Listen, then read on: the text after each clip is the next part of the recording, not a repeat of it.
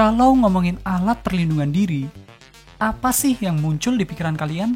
Apakah kalian membayangkan sarung tangan, masker, helm, sepatu, atau kostum putih-putih yang belakangan lagi ngehits karena dibutuhin banget sama tenaga medis yang merawat pasien coronavirus?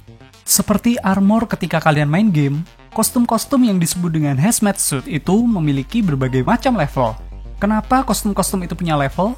Apa bedanya antara satu level APD dengan level lainnya? Simak penjelasannya pada video Nose ID kali ini.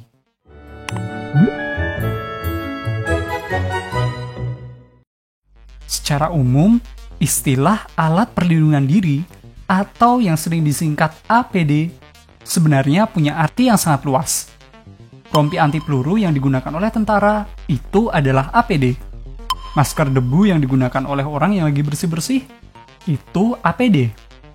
Helm proyek yang digunakan oleh ahli konstruksi bangunan itu juga APD.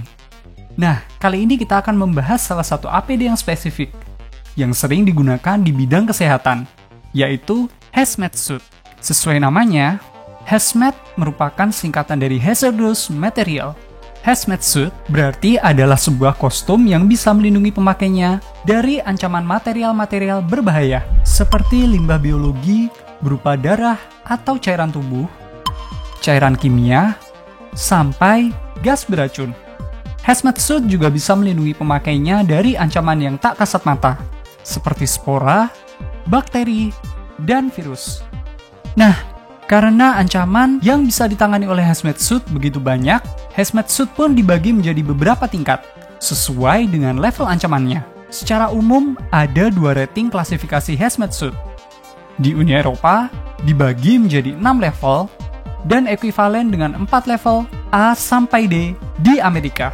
Dan negara-negara lain menggunakan kedua patokan ini sebagai standar mereka.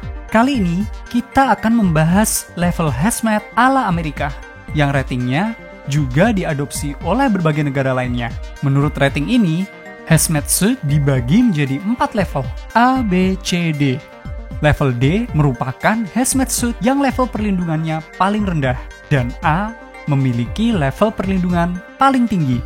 Hazmat suit level D terdiri dari pakaian pelindung sederhana, sepatu pelindung, sarung tangan, masker bedah, kacamata pelindung, dan penutup rambut.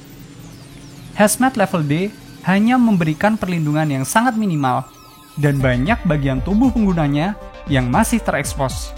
Nah, kita naik satu tingkat ke level C.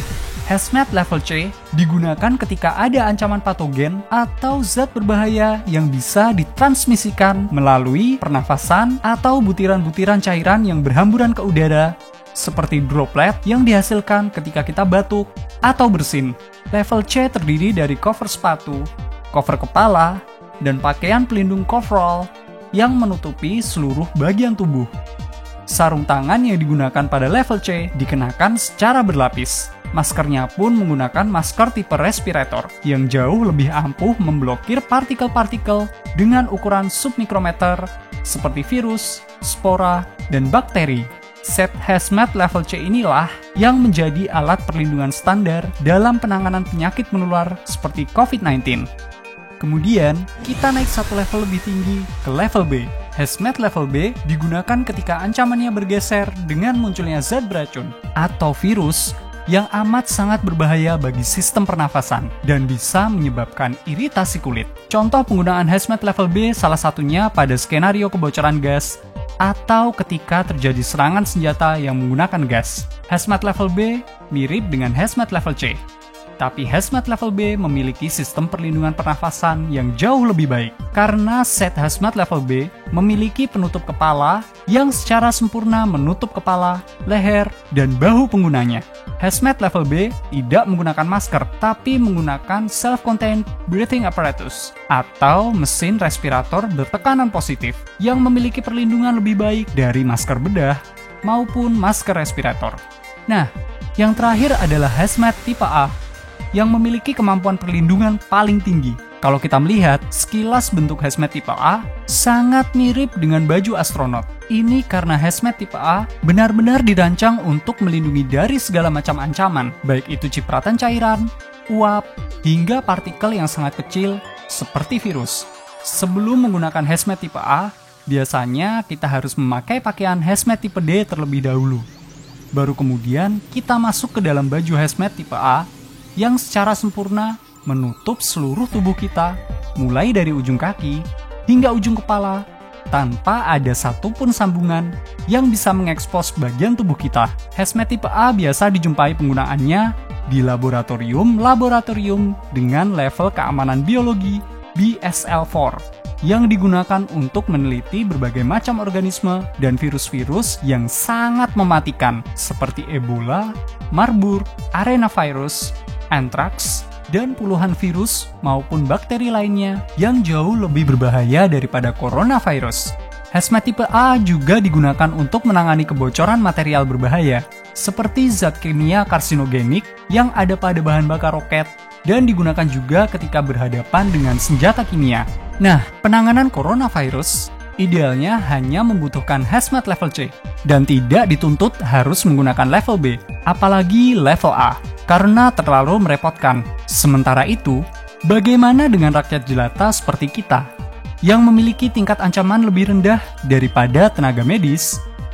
Jika kita beraktivitas di luar ruangan dan melewati tempat umum, kita cukup menggunakan masker dan melakukan physical distancing. Jangan lupa untuk rajin menjaga kebersihan dan rajin mencuci tangan dengan sabun. Sebagai rakyat jelata, kita tidak perlu lebay, apalagi sampai ngebela-belain beli APD standar yang setara hazmat level C cuma demi dipakai buat belanja ke supermarket. Ini adalah tindakan lebay dan sia-sia.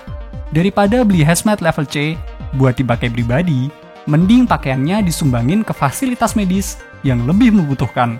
Aku New. Terima kasih sudah menonton video Nos ID kali ini. Jangan lupa share video ini ke teman-teman kalian ya. Dan follow juga Instagram Nos ID yang bakalan ada post baru setiap harinya. Dan sampai jumpa di episode berikutnya.